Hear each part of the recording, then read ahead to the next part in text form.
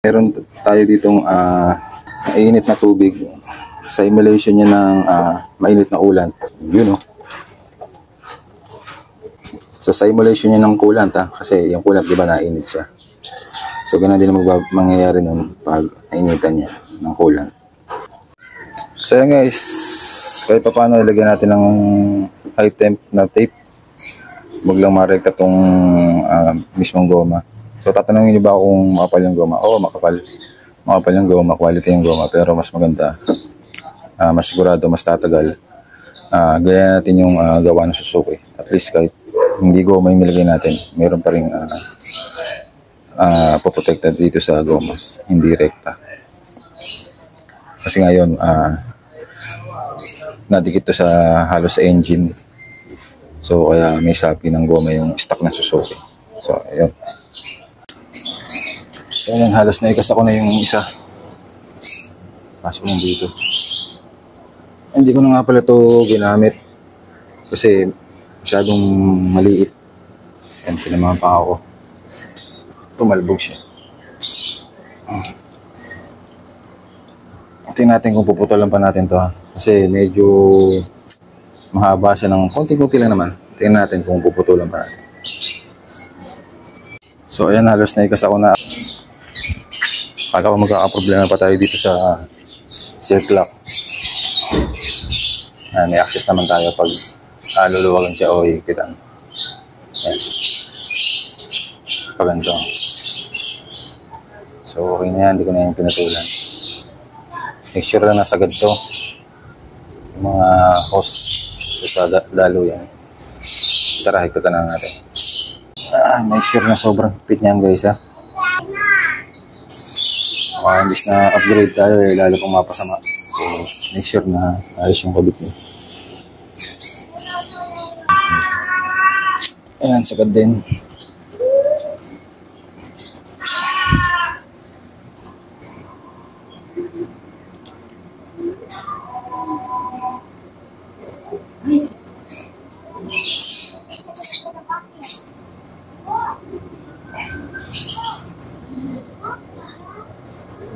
Tapos mamaya, check natin kung may tagas.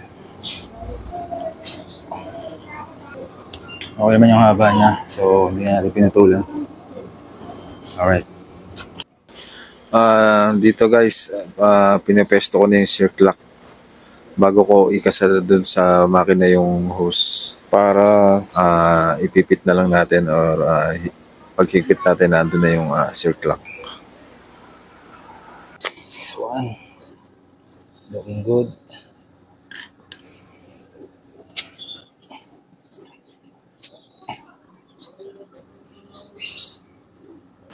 And ulitin ko lang, siguro mahigpit yung mga circle lock para hindi magkaroon ng tagas or leak.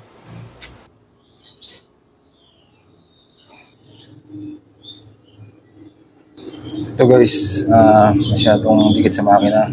Mahaba yan. So putulan natin yan dito. Yan dito. Putulan natin ng mga ilang centimeter para sakto lang ito. Dapat nakaangat mo.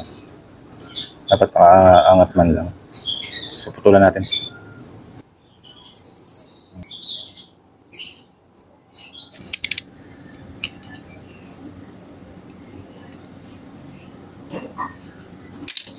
Yan.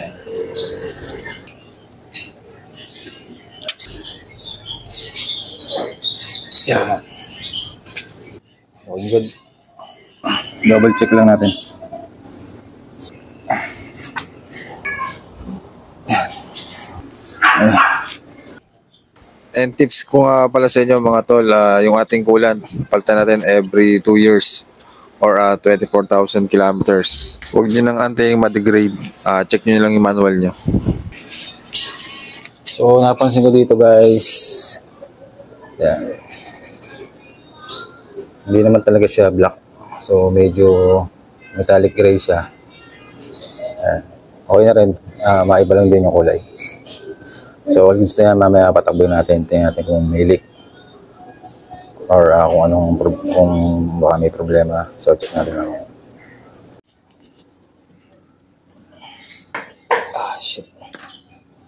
So gusto na guys, check na lang natin yung ano, kung may leak or may ibang problema, and balik na natin yung coolant. So yun.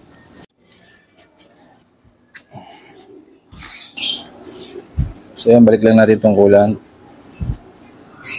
Pa-start natin yan hanggang mapuno yung ano, coolant. Bali, ang laman ng Raider ay 1.2 liters or 1,200 ml.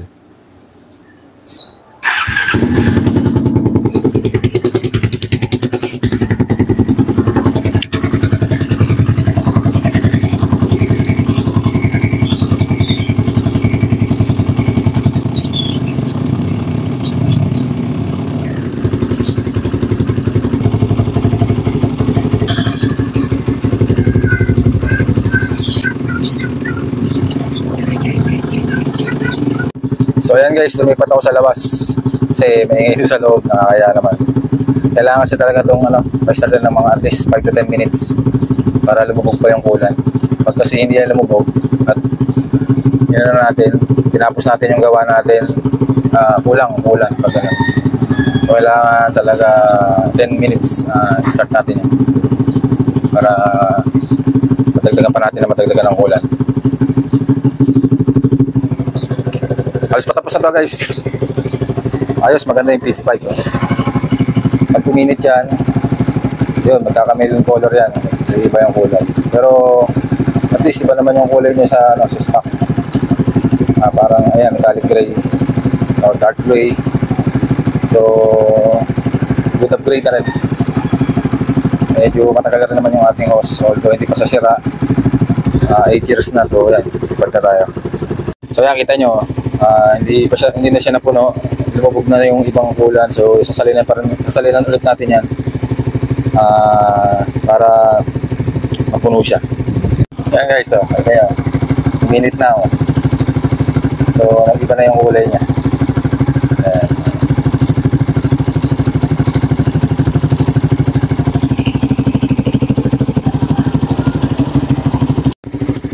Ayun, tatapan na natin. Puro na siya.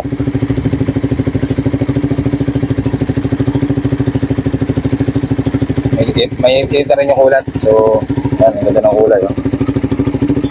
Kita naman yung kulay niya kanina. Dark gray. So, ngayon, nagka-medyo na siya. Pitch spike. Yung Raider. Yan, nakakatuwa. Iba na yung kulay niya. Wala naman leak. Ayos na. So, ito yung tape na nalagyan natin para suporta sa init. Hindi na makita. Okay lang yan. So, after that, reserve ko na. Lalagyan natin. Ayan, tapos na. So, yun lang guys. Sana may natutunan kayo. And kung gusto nyo bumili niyan, meron yan sa online shop, sa Orange app. And mabilis lang naman magpalit. Kung hindi kayo sigurado, pagawa nyo na lang.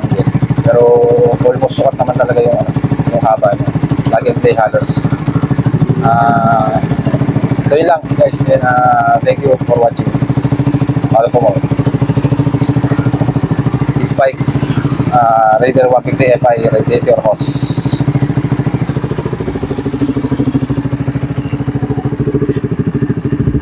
Ito guys, nagkulay dilaw pa siya. Ayan, oh.